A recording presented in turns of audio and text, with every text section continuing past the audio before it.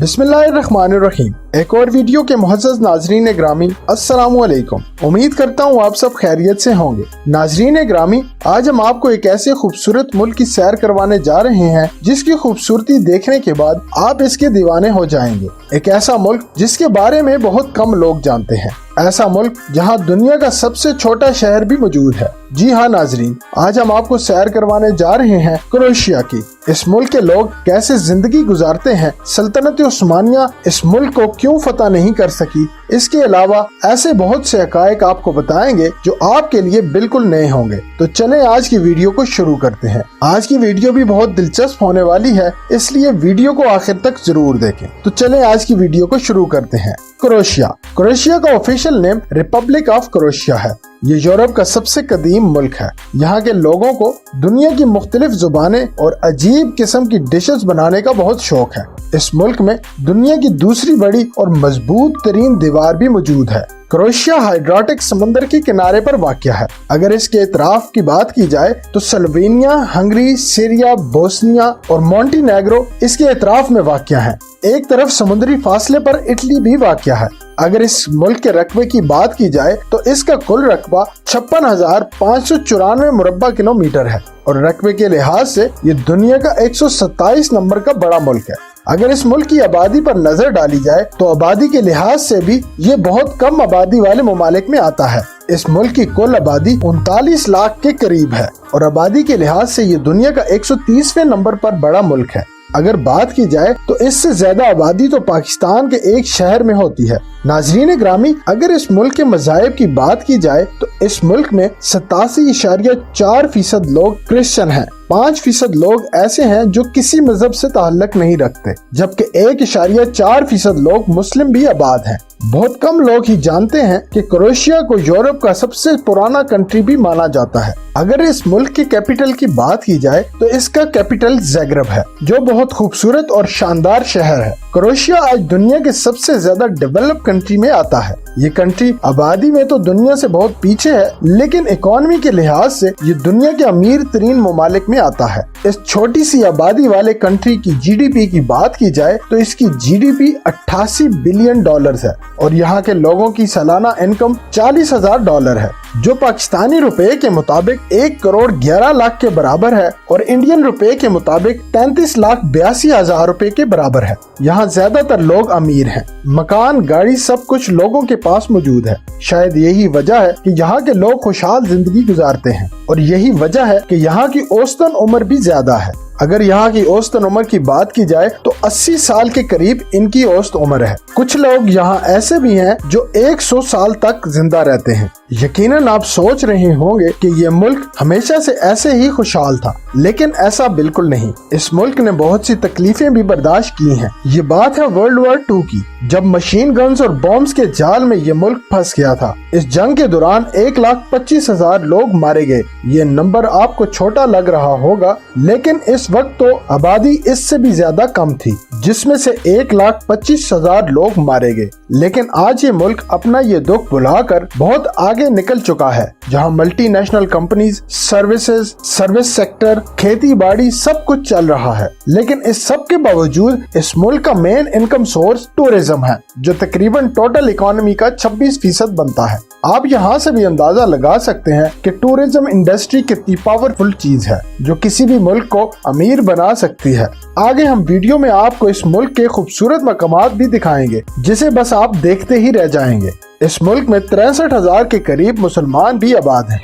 पाकिस्तानियों की तादाद की बात की जाए तो यहाँ न होने के बराबर है। इस मुल्क के लोग मुसलमानों को ज्यादा पसंद नहीं करते। इसकी बड़ी वजह यह है कि सल्तनत उस्मानिया और क्रोएशिया 100 साल तक जंगे लड़ते रहे। इस मुल्क में अल्बानिया, तुर्की और बोस्निया के मुसलमान भी आबाद हैं। अगर इस मुल्क में इस्तेमाल होने वाली करेंसी की बात की जाए तो बाकी यूरोप की तरह यहाँ भी यूरो चलता है, जो पाकिस्तानी 310 रुपए के बराबर और इंडियन 94 रुपए के बराबर है। नाजरीन ग्रामी, कौमें हमेशा उस वक्त तरक्की करती हैं जब इन्हें ईमानदार हुक्मरान मिलते हैं, लेकिन हुक्मरान भी उस वक्त ईमानदार मिलते हैं जब कौम भी ईमानदार हो। 2018 में क्रोएशिया फुटबॉल के फाइनल तक पहुंचा, लेकिन फाइनल में जाकर हार गया। उस वक्त क्रोएशिया की सदर कोलेंडा गार्बर थी, जिन्होंने अपनी टीम को हारने के बाद हौसला दिया। लेकिन आम बात यह है कि जो शायद बहुत ही कम लोग जानते होंगे, क्रोएशिया की सदर ने अपनी टीम का हर मैच देखा, लेकिन एक भी सफर फर्स्ट क्लास या कौमी खजाने से नहीं किया, बल्कि इकोनॉमी क्लास और अपने खर्चे पर किया। यहाँ तक कि जितने दिन मैच देखने में मसरूफ रही, उतने दिनों की सैलरी भी कटवाई। इसे कहते हैं हुब्बुल वतनी, क़यादत और हुक्मरानी। अगर क्रोएशिया की तारीख पर नजर डाली जाए तो 6ठी सदी ईस्वी में क्रोएशियन लोगों ने इस खित्ते में आबादकारी का आगाज किया। 925 में ग्रेट किंगडम ऑफ क्रोएशिया की बुनियाद रखी गई। इसके बाद 1002 में क्रोएशिया का हंगरी से इत्तेहाद हो गया। 18 अक्टूबर 1991 को यूगोस्लाविया से आजादी हासिल की। 1 जुलाई 2013 में यूरोपीय यूनियन का हिस्सा बन गया। क्रोएशिया की लड़कियां दुनिया की खूबसूरत तरीन लड़कियों में शुमार होती हैं। नाजरीन, क्रोएशिया रिटायरमेंट के लिहाज से भी दुनिया में पहले नंबर पर आता है, क्योंकि रिटायर होने वाले शख्स को बहुत ज्यादा टैक्स खत्म कर दिए जाते हैं ताकि वो अच्छी जिंदगी गुजार सके।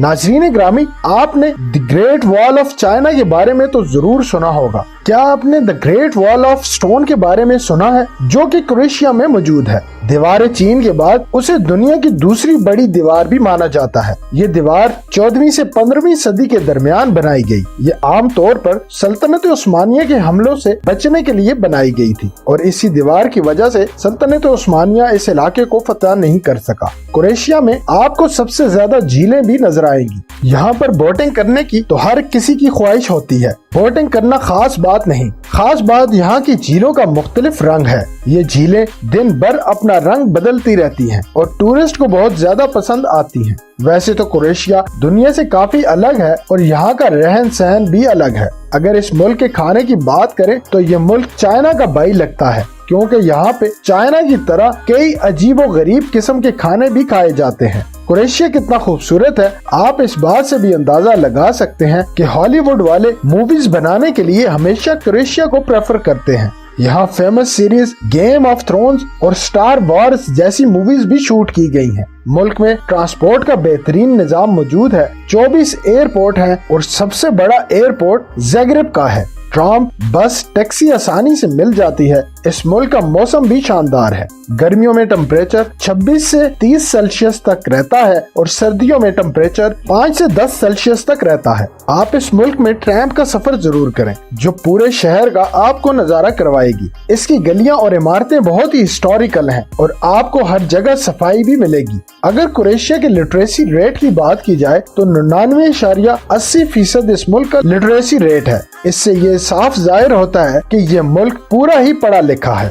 तालीम का बेहतरीन निजाम मौजूद है। इब्तदाई और सानवी तालीम बिल्कुल मुफ्त है। नाजरीन ग्रामी, जैसा कि मैं आपको पहले ही बता चुका हूँ, क्रोएशिया की बहुत बड़ी इंडस्ट्री टूरिज्म इंडस्ट्री है। इस मुल्क की आबादी तो बहुत कम है, लेकिन टूरिस्ट 72 लाख हर साल इस मुल्क में आते हैं। दोस्तों, कहा जाता है जमीन पर अगर आपने खूबसूरती देखनी हो तो आप डब्रोविंग चले जाएं। क्रिस्टल क्लियर पानी जो समुंदर के किनारे पर वाक़या है और इस शहर को एड्रियाटिक समंदर का मोती भी कहा जाता है। ये इलाका एक जमाने में सल्तनत उस्मानिया के पास था, इसलिए आज भी आपको सल्तनत उस्मानिया के आसार इमारतों में नजर आएंगे। नाजरीन ग्रामी, दुनिया का सबसे छोटा शहर भी इसी मुल्क में मौजूद है, जिसे Guinness book of world record में भी लिखा गया है। इस शहर की कुल आबादी की बात की जाए तो इसमें सिर्फ 21 लोग आबाद हैं। इस शहर का नाम हम है। यकीनन आपने निकोला टेस्ला के बारे में भी सुना होगा। निकोला टेस्ला भी क्रोएशिया में पैदा हुआ था। ये वो साइंटिस्ट है जिसकी वजह से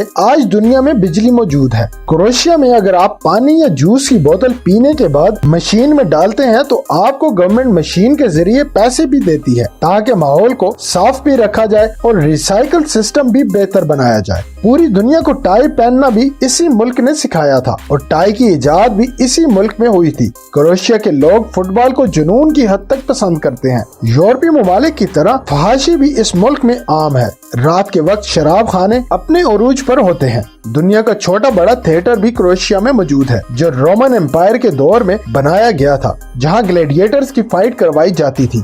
अगर बात की जाए वीजे की तो क्रोएशिया एम्बेसी पाकिस्तान में मौजूद नहीं है, लेकिन आपको क्रोएशिया का वीजा लेने के लिए ईरान जाना पड़ता है। ईरान में अपॉइंटमेंट 1 से 2 माह में मिल जाती है। ये एक शेंजन कंट्री है। इसकी तफसीलात आपको VFS ग्लोबल की वेबसाइट पर मिल जाएंगी। زیگرب کے لوگوں کی بات کی جائے تو یہ آرٹ کے دیوانے ہوتے ہیں۔ اس شہر کی بلڈنگ پر آپ کو ہر جگہ آرٹ ورک نظر آئے گا۔ اس شہر کا فیمس میوزیم جو باقی میوزیم سے بہت الگ ہے اور آپ کو سن کر حیرانی ہوگی کہ اسے میوزیم آف بروکن ریلیشن شپ بھی کہا جاتا ہے۔ زیگرب میں ایک میوزیم آف ایلین بھی موجود ہے جہاں جا کر آپ کو بہت مزہ آئے گا۔ آپ اگر جائیں تو اس کا ضرور وزٹ کریں۔ اولڈ سٹی آف زیگرب بھی بہت خوبصورت جگہ ہے جہاں سے راستہ اوپر کی طرف جاتا ہے۔ آپ وہاں سے اوپر جا کر پورے شہر کا نظارہ لے سکتے ہیں۔ اگر زیگرب کی سٹریٹس کی بات کی جائے تو پورے یورپ کی سب سے خوبصورت ترین سٹریٹس زیگرب کی ہیں۔ اس ملک میں جانے کا سب سے بیسٹ ٹائم جون اور جولائی ہے۔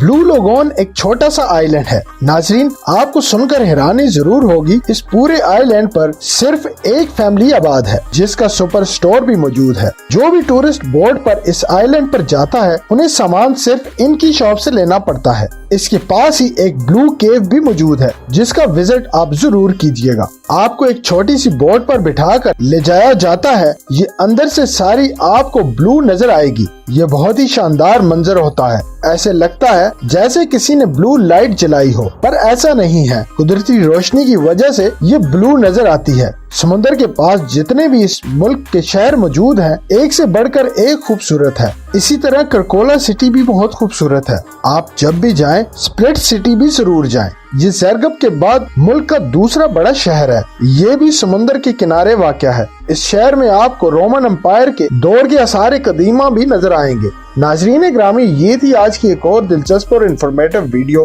اگر آپ کو ویڈیو پسند آئی ہو لائک، سبسکرائب اور شیئر ضرور کریں اور کمنٹ باکس میں اپنی قیمتی رائے کا اظہار بھی ضرور کریں۔ اگلی ویڈیو تک کے لیے اجازت چاہتا ہوں۔ اللہ حافظ۔